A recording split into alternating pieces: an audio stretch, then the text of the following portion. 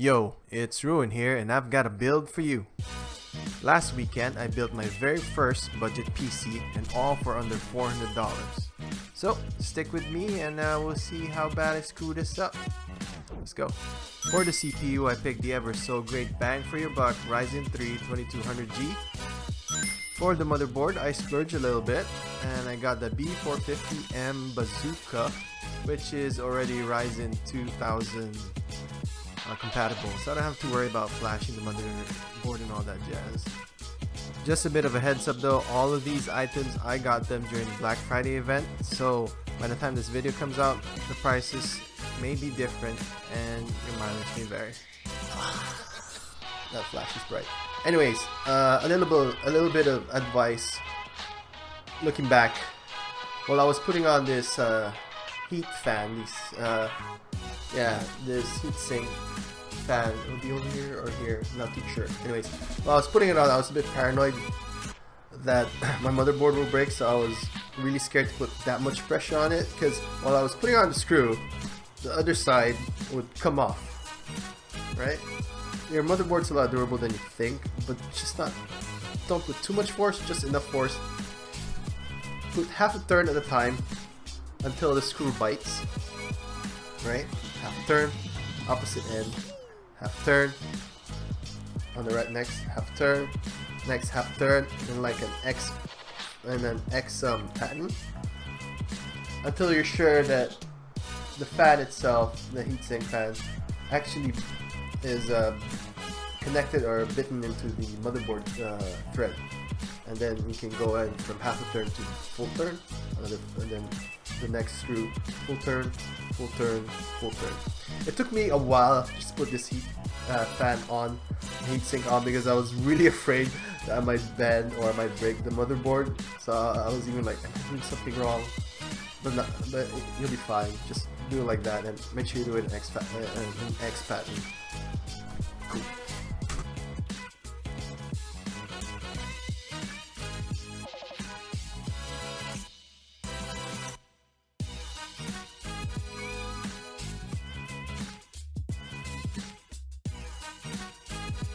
I was originally gonna settle with an 8 gig setup, but these went on sale and I was weighing it, thinking I will upgrade sooner rather than later. Might as well stick with 16 gigs of memory, since it's pretty much a staple these days. Luckily the RAM prices have come down. I remember when my friend told me he paid almost double the amount for the same amount of memory when he first built his first PC, so that's good. And I've seen some trends where the graphics card have gone down as well, so maybe next year I'll get me some 1070s. This case is really cheap and I don't even mind it. It's discreet, it's all black, it's inoffensive. You just kind of stash it behind something or under your desk and top something and it'll be fine. I'm even surprised I found it. Either way, I'm fine with this, 20 bucks. Next year, I'm thinking of upgrading to the Inwin 301 or something similar, and that one will be on display. But right now, I'm settling with this. This one's fine, gets the job done. What do you guys think? Is the power supply a little overkill for this build? This one's 650. Originally, I was getting the 550 version, 500 watt version. But before I can even check out, it went out of stock, so I had to immediately get the next version, which is this.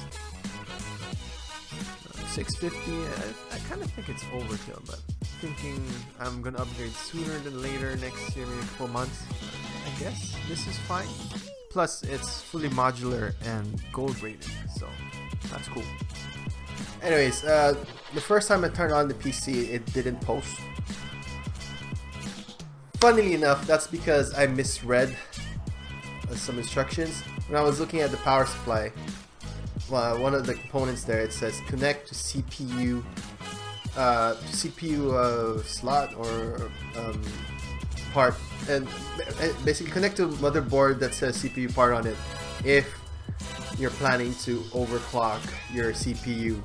That's what it basically said there, something about overclocking. This is for overclocking. So I'm like, I'm not gonna overclock my CPU. So I disregarded that and just connected the power to the motherboard connector. So I'm like, okay, And when I turned it on, it didn't post at all. I'm like, maybe it's the CPU power plug connector. And I did that and it posted. But other problems occurred, as you'll see later.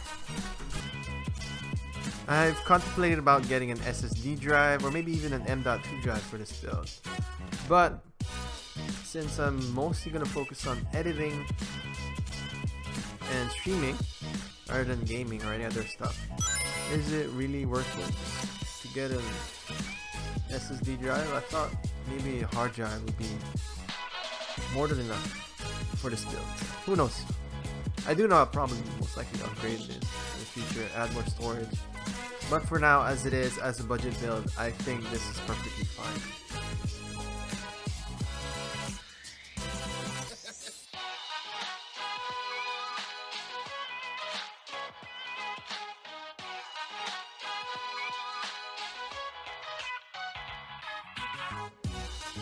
Alright, after the whole thing with the CPU power not connected and my computer wasn't posting, the next thing that I encountered, the next problem I encountered was there was nothing on my screen, on my monitor, right?